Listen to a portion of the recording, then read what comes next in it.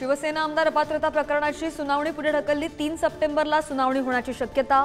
विधानसभा निवडणुकीपूर्वी निर्णय होणार का याबद्दल साशंकता। फडणवीस पावसाळ्यात उगवलेली छत्री, फडणवीसांवर टीका करताना राऊतांची जीभ घसरली, तर भाजप नेत्यांचंही राऊतांना जोरदार प्रत्युत्तर।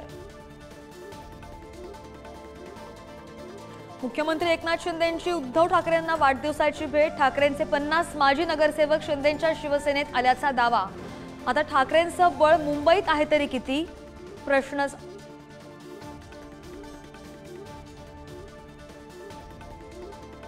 अजित पवारांना शरद पवारांचा आणखी एक धक्का। बाबाजानी दुर्राणी शरद पवारांच्या राष्ट्रवादीत प्रवेश करणार। दुपारी दुर्राणींचा शरद पवारांच्या राष्ट्रवादीमध्ये पक्ष प्रवेश होणार। महायुतीतील नेत्यांच्या दिल्लीमध्ये मॅरेथॉन बैठका। शिंदे, फडणवीस, अजित पवारांची अमित शहांसोबत बैठक। राज्यातील विधानसभा निवडणुकांसंदर्भातही रणनीती ठरवणार।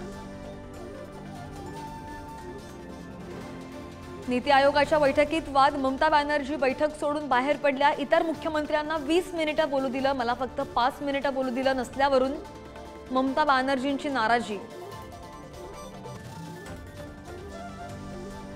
नाशिक सिटी लिंक बस कर्मचाऱ्यांचा आजपासून संप। वेतनवाढीसह विविध मागण्यांसाठी कामबंद आंदोलन। प्रवाशांना मोठा फटका बसणार। कोल्हापूरला पुन्हा पुराचा विळखा। मुसळधार पावसाने पंचगंगा पात्राबाहेर, तर कृष्णा वारणा नदीच्या वाढत्या पुरानं सांगलीला सुद्धा वेढा। नवी मुंबईमध्ये 3 मजली इमारत कोसळली, 2 जणांचा मृत्यू झाल्याची माहिती। बचाव कार्य अजूनही सुरू।